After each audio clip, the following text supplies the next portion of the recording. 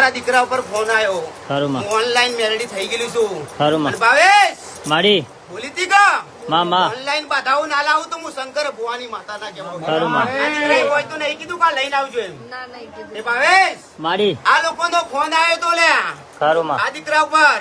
આ ખરું દીકરો હોજે બોલ્યો અને આ બે જણાની હગાઈ નથી થતી લ્યા. ખરું માં. એનો બાપ માનતો નતો. નતો. મૂળ વાત કરી દઉં છું હું જાહેરમાં. હા એ હવારમાં માની ગયો કા સવારમાં તો તારીખ જ નક્કી કરી દીધી એમને કે ત્રીજી તારીખે ફાઇનલ.